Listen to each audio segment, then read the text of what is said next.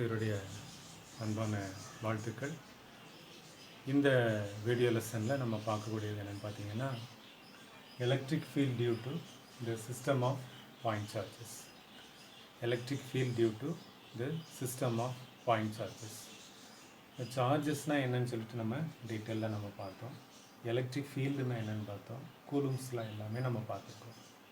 இப்போ இதில் ஒரு சிஸ்டம்னா என்ன, இதான் ஒரு சிஸ்டம். இதில் n நம்பர் ஆஃப் சார்ஜஸ் இருக்குது. Consider we take 3 charges. இதை Q1ன்னு எடுத்துக்க, இதை Q2ன்னு எடுத்துக்க, இதை Q3ன்னு எடுத்துக்க. 3 சார்ஜ் மட்டும் இருக்கிறதாக நம்ம கன்சிடர் பண்ணுறோம். இப்போ இந்த இடத்துல Pன்னு ஒரு பாயிண்ட் இருக்குது. இந்த பாயிண்ட் Pயில் எவ்வளோ எலக்ட்ரிக் ஃபீல்டு இருக்கும்? இதனால் இந்த சிஸ்டம் ஆஃப் சார்ஜஸ்னால. இப்போ இது எல்லாமே என்ன டிஸ்டன்ஸில் இருக்குது? அக்கார்டிங் டு கூலும்ஸ்லாம் ஆறுங்கிற டிஸ்டன்ஸில் இருக்குது. This is also at a distance r. Here also. இப்போ இதை என்ன சொல்கிறோம்னா R1P, ஏன்னா இந்த பாயிண்ட் P. இது R2P, இது R3P அப்படின்னு எடுத்துருக்கோம். இப்போ இந்த இடத்துல எலக்ட்ரிக் ஃபீல்டு எப்படி இருக்குன்னு பார்த்தீங்கன்னா, இந்த Q1க்கு எப்படி இருக்கும்? இப்படி இருக்கும். இதை E1P அப்படின்னு எடுத்துருக்கோம் வெக்டார். இது எப்படி இருக்கும்? E2P vector. இதை எப்படி எடுத்துக்கலாம்? E3P வெக்டார் அப்படின்னு எடுத்துக்கலாம். இப்போ இதில் நம்ம ஸ்டார்ட் பண்ணோம்னா, இந்த E2க்கு பேரலாக ஒரு லைன் வரும். இது E2Pன்னு சொல்லலாம். அதே மாதிரி E1Pக்கு பேரலாக எப்படி வரைஞ்சோன்னா எப்படி இருக்கும்?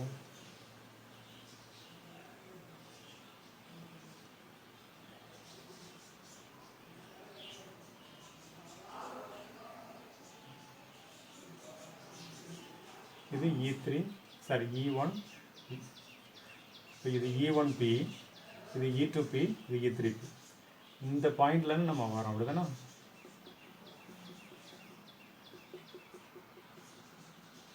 இதில் ஜாயின் பண்ணுறோம். இப்போ டோட்டலாக உள்ளது தான் என்ன சொல்கிறோம்? E டோட்டல் அப்படின்னு இருக்குது. அப்போ அந்த E டோட்டல் எப்படி இருக்கும்? E டோட்டல் equal to இந்த E1P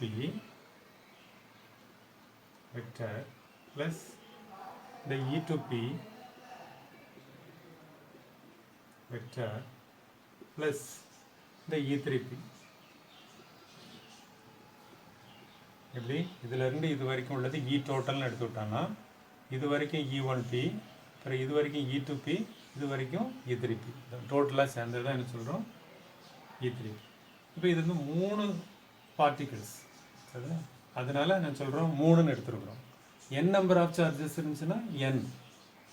இப்போ En வரைக்கும் வரும், அப்படிதானா? அப்போ எப்படி எடுத்துருப்போம்? ENP அப்படின்னு போடுறோம், சரியா? இப்போ கூலும்ஸ் லான்னா என்னன்னு சொன்னோம்? ஒரு Q1 ஒரு சார்ஜ் எடுத்திருக்கோம், Q2 ஒரு சார்ஜ் எடுத்திருக்கோம். ரெண்டுக்கும் இடப்பட்ட டிஸ்டன்ஸ் Rன்னு எடுத்துக்கிட்டோம்னா, அதுக்கு ஃபார்முலா என்ன சொன்னோம்? F is equal to K into Q1 Q2 divided by R square R cap அப்படின்னு பார்த்தோம்.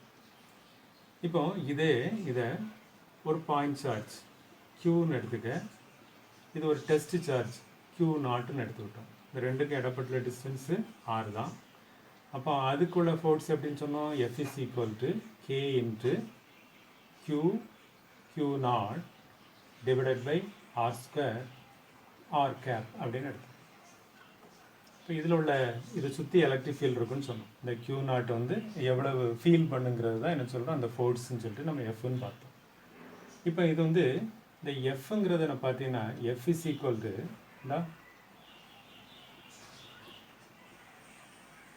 இது இன்ட்டு Q நாட் அப்படிதானா. இப்போ அந்த இதுங்கிறது என்னது, எலக்ட்ரிக் ஃபீல்டு. இந்த டாட்டட் லைனில் நான் போட்டிருக்கேன்ல, இதான் வந்து எலக்ட்ரிக் ஃபீல்டுன்னு சொல்கிறோம். இன்ட்டு Q நாட் ஒரு test charge. F is equal to E into Q not. சரியா, ரைட். சரி, அப்போ electric field is equal to E is equal to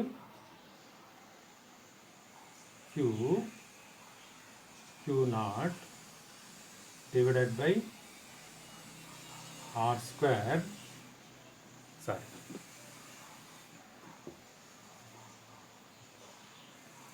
இதில் F is equal to எவ்வளோன்னு சொல்கிறோம், ஃபோர்ஸ் வந்து Q not divided by r square r cap into K.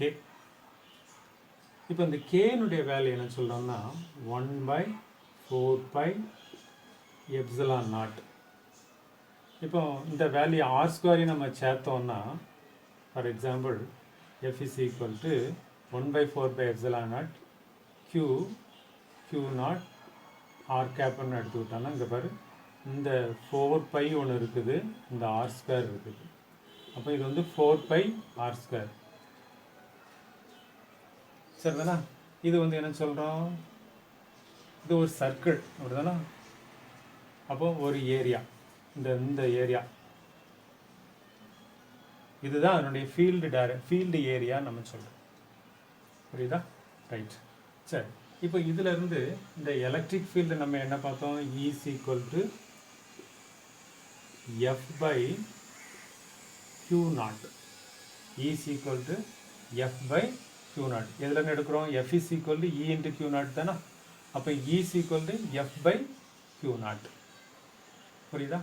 சரி, அப்போ ஒவ்வொரு வேல்யூக்கு நம்ம எடுப்போம். E1P எவ்வளோ இருக்கும், E1P இஸ் ஈக்குவல் டு எவ்வளோ இருக்கும், E1P இஸ் ஈக்குவல் டு எவ்வளோ இருக்கும், எஃப்னுடைய வேல்யூ எவ்வளவு, Q naught divided by R square 4π epsilon naught into R cap divided by Q naught. அப்படிதானா. E is equal to F by Q naught. That is equal to Q by 4π epsilon 0 R square R cap. இப்போ இந்த first சார்ஜுங்கிறனால இது என்ன சொல்கிறோம், Q1 அப்படின்னு எடுத்துருக்கோம். Similarly E2P equal to எவ்வளோ வரும், Q2 divided by 4π epsilon 0 R square R cap. இப்போ நம்ம இதில் ஒரு காரியம் நம்ம மறந்துட்டோம். என்ன பண்ணியிருக்கணும், இது வந்து என்ன சொல்கிறோம், எவ்வளோ தூரத்தில் இருக்குதுன்னு சொல்லி பார்த்தோம், R1P அப்படிதானே. இப்போ R1P அதே மாதிரி இங்கேயும் R1P அப்படின்னு போடணும். அப்போ இந்த இடத்துல நம்ம என்ன போடுவோம், R2P, இது R2P, R1P, R1P. புரியுதா. சரி, இப்போ இந்த ஹோலாக எவ்வளோ வரும், அப்போ E3க்கு சொல்லும். இப்போ E3P எவ்வளோ எழுதுவோம், Q3 divided by 4π epsilon naught R3P square R3P. அப்போ இதில் 3 சார்ஜ் இருக்கிற மாதிரி எடுத்துருக்குறோம். நிறைய n நம்பர் ஆஃப் சார்ஜஸ் இருந்துச்சுன்னா அப்போ என்ன போடுவோம், ENPன்னு போடுவோம். அப்படிதான் ENP. That is equal to QN divided by 4π epsilon naught RNP square RNP cap. அப்போ இந்த ஃபார்முலாவில் சப்ஸ்டியூட் பண்ணலாமா, E total is equal to இந்த E1P எவ்வளோ இருக்குது, Q1 divided by 4π epsilon naught R1P square R1P cap plus Q2 என்ன போடுவோம் அந்த வேல்யூ எழுதுவோம் Q2 divided by 4 pi epsilon naught R2P square R2P cap D போட்டுட்டே போயிடலாமா இப்போ ENPக்கு என்ன போடுவோம் plus Qn divided by 4 pi epsilon 0 R1 square P RNP cap இப்போ இந்த டோட்டல் நம்ம என்ன பண்ணிடலாம் E total is equal to இதில் எதை காமன் எடுத்துடலாம் 1 by 4 pi epsilon 0 Q1 divided by R1P square R1P cap Q2 divided by R2P square R2P cap plus Qn divided by RNP square RNP cap இந்த 1 by 4 pi epsilon naught நம்ம என்ன பண்ணிடலாம் E total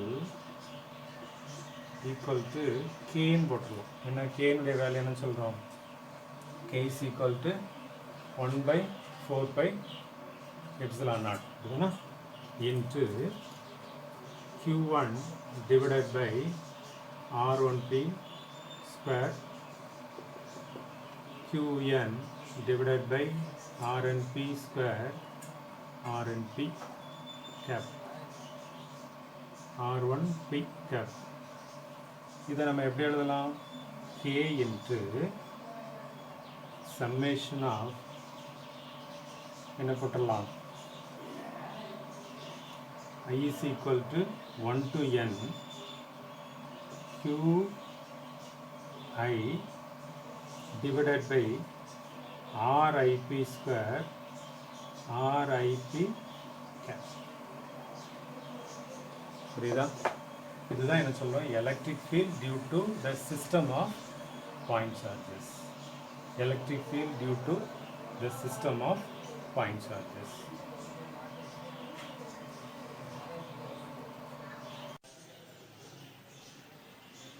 another topic என்னன்னு பார்த்தீங்கன்னா electric field due to the continuous charge distribution electric field due to the continuous charge distribution இப்போ நம்ம சார்ஜை பற்றி ஃபுல்லாக பார்த்துட்ருக்கோம் இப்போ இது வந்து ஒரு சிஸ்டம் ஆஃப் சார்ஜஸ் நம்ம பார்த்தோம் இப்போ இது வந்து ஒரு லைனில் இருக்குன்னு வச்சுக்கோங்க அதாவது ஒரு வயரில் இருக்குன்னா இந்த மாதிரி டிஸ்ட்ரிபியூட் ஆகிருக்கும் ஒரு ஸ்பியர்னு எடுத்துக்கிட்டிங்கன்னா இதில் இந்த மாதிரி டிஸ்ட்ரிபியூட் ஆகிருக்கிறத நம்ம பார்க்க முடியும் சரியா இதில் வந்து நம்ம கண்டுபிடிக்கிறதுக்கு வந்து கொஞ்சம் கஷ்டப்படும் அதற்காக நம்ம என்ன பண்ணுறோம் கால்குலஸ் மெத்தடை நம்ம யூஸ் பண்ணுறோம் கால்குலஸ் மெத்தட் சரிதானா ரைட் இப்போ அந்த மாதிரி ஒரு இர்ரெகுலர் ஷேப்பில் ஒரு பாடி எடுத்துக்க இது வந்து சார்ஜாக இருக்குது இப்போ இதில் சார்ஜாக இருந்துச்சுன்னா இதில் ஒரு சின்ன செக்மெண்ட்டை நம்ம எடுத்துக்கிடுவோம் இப்படி ஒரு செக்மெண்ட்டு அதே மாதிரி இந்த மாதிரி ஒரு செக்மெண்ட்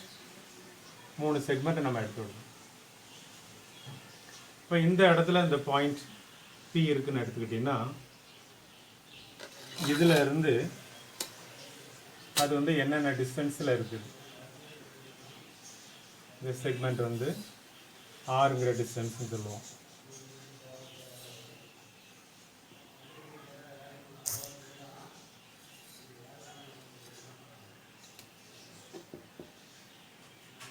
சரிதானா இது வந்து நம்ம என்ன சொல்கிறோம் ஸ்மால் செக்மெண்ட்ங்கிறது டெல்டா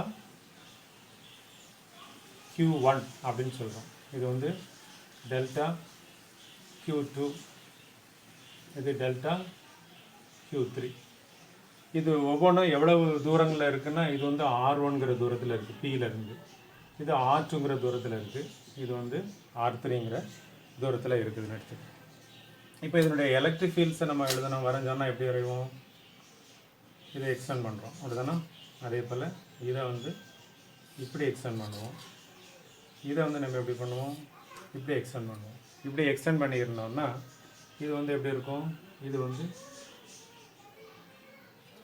E3, இது வந்து E2, இது வந்து என்ன சொல்கிறோம் E1 நம்ம எடுத்துருக்குறோம். அதாவது E1ங்கும்போது இவங்க delta E1, delta E2, delta E3 இந்த மாதிரி இருந்துச்சுன்னா இதனுடைய டோட்டல் சார்ஜ் எவ்வளோ இருக்கும்? E total equal to E1 plus E2 plus E3. E total is equal to எவ்வளவு? E1 plus E2 plus E3. அப்போ இந்த E1ங்கிறது நம்ம எவ்வளோன்னு சொன்னோம்? E1 is equal to நம்ம ஏற்கனவே நம்ம படிச்சிருக்கிறோம் delta Q1 divided by delta Q1 divided by 4 pi epsilon 0 R1 into R1 cap. E1 is equal to என்ன வந்திருக்குது delta Q1 divided by 4 pi epsilon 0 R1 R1P ன்னு போட்டுடலாம். இது வந்து R1P, இது வந்து R1P ஸ்கொயர் வரும். சரிங்களா? சிமிலர்லி E2 எவ்வளோ வரும்? E2 is equal to delta Q2 divided by 4 pi epsilon 0 R2P square R2P cap. அப்போ இந்த டோட்டலாக நம்ம எழுதலாம் E total is equal to என்ன வந்துடும்? E1 plus E2 plus E3. இந்த மூணையும் நம்ம வந்து இதில் வந்து நம்ம வந்து என்ன பண்ணிடுறோம் தான் ஆட் பண்ணிட வேண்டியதான். ஆட் பண்ணால் என்ன வரும்?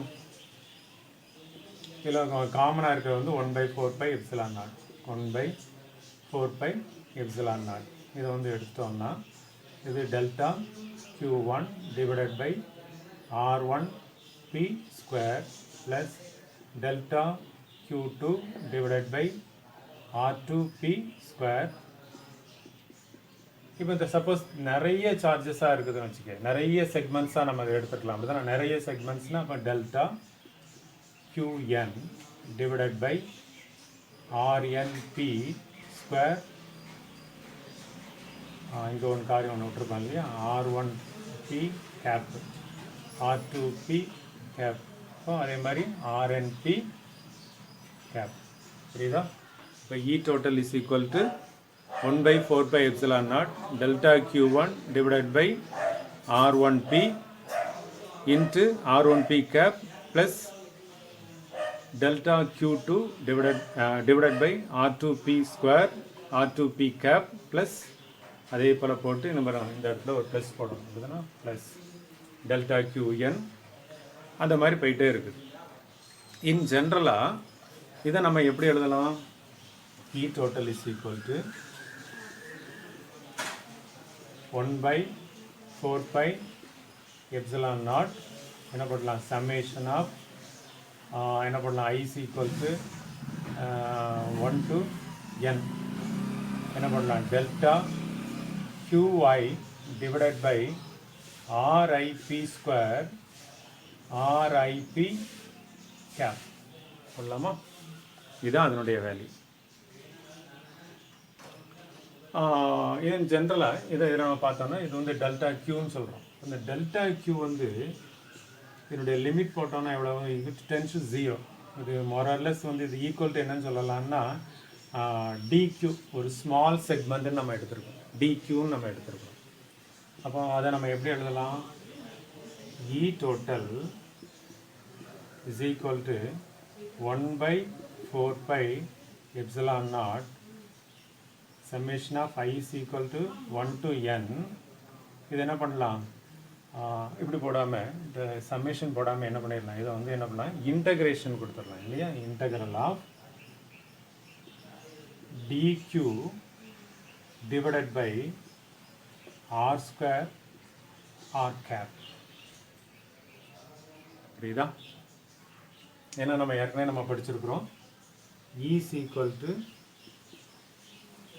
F into Q naught அல்லது F by Q naught இதுனா F by Q naught F by Q naught அல்லது F இஸ் ஈக்குவல் டு தான் என்ன சொல்கிறோம் or F is equal to E into Q நாட்னு படிச்சிருக்கோம்.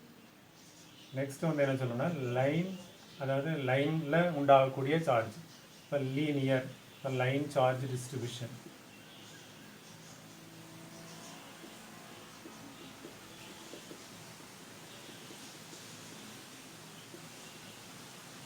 இந்த மாதிரி ஒரு லைன் எடுத்துட்டேன், ஒரு ஒயர். அந்த ஒயருடைய லென்த்து வந்து எவ்வளோன்னு சொல்கிறோம்னா capital L.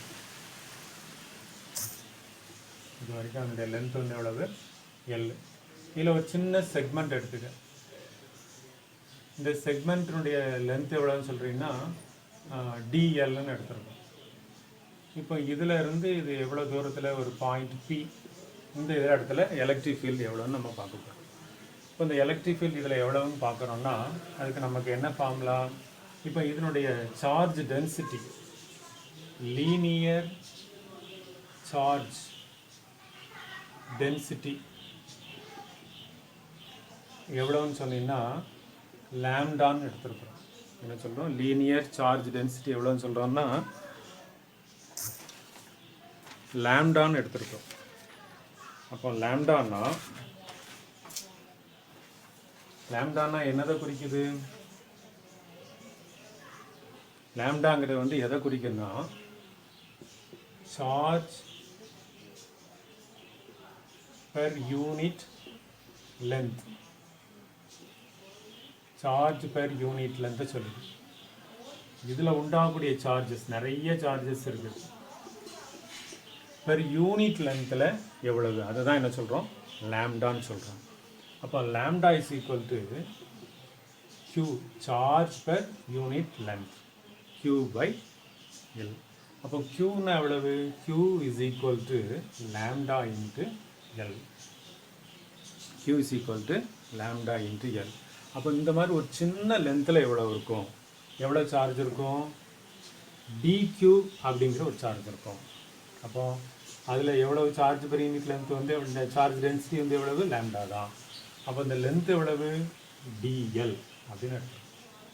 dQ is equal to lambda into dl. சரி, அப்போ எலக்ட்ரிக் ஃபீல்டு அப்போ எவ்வளோ இருக்கும், E வந்து is equal to 1/4π epsilon naught integral of, அங்கே நம்ம என்ன போட்டோம் டிக்யூன்னு போட்டோம், டிவைடட் பை ஆர் ஸ்கொயர் போட்டோம், ஆர் கேப்னு போட்டோம். அப்போ இந்த இடத்துல எப்படி போடுவோம், 1/4π எப்சிலான் நாட் இன்டகிரல் ஆஃப் டிக்கு பால் என்ன போட்டுடலாம் lambda into d l divided by R square into R cap. இதுதான் என்ன சொல்கிறோம் எலக்ட்ரிக் ஃபீல்ட் இந்த line charge distribution, linear charge distribution சொல்கிறோம். அது என்ன சொல்கிறோம் linear charge distribution.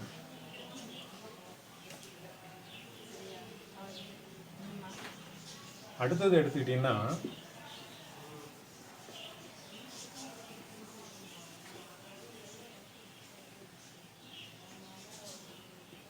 surface charge distribution. surface charge distribution, surface charge distributionக்கு இந்த மாதிரி படம் வரைஞ்சிக்கலாம்.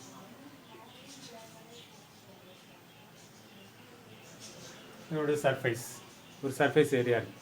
இதோடைய ஏரியா வந்து எவ்வளவுக்கு ஏன்னு சொல்கிறோம். இதனுடைய சார்ஜ் டென்சிட்டி எவ்வளோன்னு சொல்கிறோம் சிக்மான்னு எடுத்துக்கணும். இப்போ இதுலேயும் நிறைய சார்ஜஸ் இருக்குது. there will be n number of charges. அப்போ இதில் வந்து சர்ஃபேஸ் சார்ஜ் டென்சிட்டி நம்ம என்ன சொல்கிறோம் surface charge density equal to surface charge density எவ்வளவு சிக்மா. அங்கே நம்ம என்ன பார்த்தோம் லீனியரில் லாம்டான்னு பார்த்தோம், இங்கே வந்து என்ன சொல்கிறோம் சிக்மான்னு சொல்கிறோம், அப்படிதானா. சரி, அப்போ சிக்மா இஸ் ஈக்குவல் எவ்வளவு Q பை ஏ, அப்படிதானா. ஒரு சின்ன ஏரியாவில் சின்ன செக்மெண்ட்டில் எவ்வளோ சார்ஜ் இருக்கும், எவ்வளவு அக்குமுலேட் ஆகிருக்கு, எவ்வளவு சார்ஜ் டிஸ்ட்ரிபியூட் ஆகிருக்கு, சரிண்ணா. அப்போ sigma is equal to q by A. அப்போ q இஸ் ஈக்குவல் டு எவ்வளவு, சிக்மா இன்ட்டு ஏ. அப்போ எலக்ட்ரிக் ஃபீல்டு எவ்வளோ இருக்கும், E is equal to 1 by 4 by epsilon naught integral of dq divided by R square R cap இப்படி பார்த்துருக்கோம். அப்போ q is equal to sigma into ஏன்னா அப்போ dq is equal to எவ்வளவும், sigma into dA. இப்போ இதில் சப்ஸ்டியூட் பண்ணிடலாமா. இப்போ E is equal to 1 by 4 by epsilon naught integral of sigma into dA divided by R square R cap. இதுதான் என்ன சொல்கிறோம், சர்ஃபேஸ் சார்ஜ் டென்சிட்டின்னு சொல்கிறோம். இதான் என்ன சொல்கிறோம், இந்த வேல்யூ தான் என்ன சொல்கிறோம், surface charge density.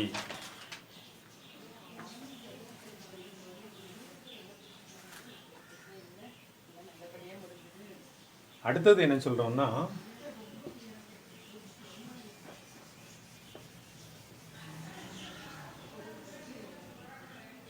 Volume charge distribution.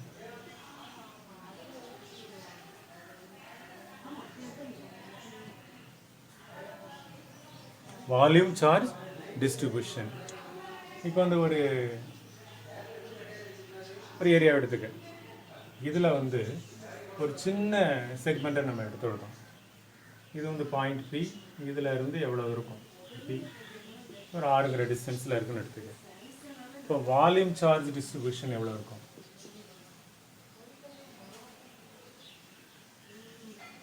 Volume charge density எவ்வளோ இருக்கும், இஸ் ஈக்குவல் டு ரோன்னு சொல்கிறோம்.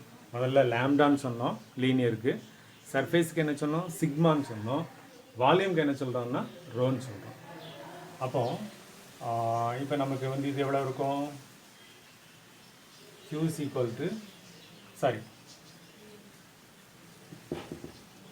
Row is equal to q by v தானே, வால்யூம் தானே, q பை v. அப்போ q இஸ் ஈக்குவல் எவ்வளவு, ரோ இன்ட்டு வின்னு சொல்கிறோம். அதே போல் அப்போ ஒரு ஸ்மால் செக்மெண்ட்னா எவ்வளோ இருக்கும், dq is equal to rho into dv. ஃபர்தராக நம்ம ஃபார்முலா எழுதிடும், E is equal to 1 by 4 by epsilon naught integral of என்ன சொல்ல போகிறோம், rho dv divided by R square into R cap. இதான் சொல்கிறோம் வால்யூம் சார்ஜ் டிஸ்ட்ரிபியூஷன் அப்படின்னு சொல்லி பார்க்குறோம். சரிங்களா.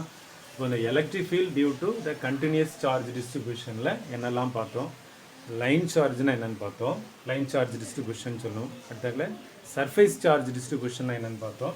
அடுத்ததுல என்ன சொல்கிறோன்னா வால்யூம் சார்ஜ் டிஸ்ட்ரிபியூஷன் பார்த்துருக்கோம். சரிதானா. இதோட இந்த வீடியோ ப்ரோக்ராமை முடிச்சு விடுதோம். நெக்ஸ்ட் கிளாஸில் நம்ம சந்திப்போம்.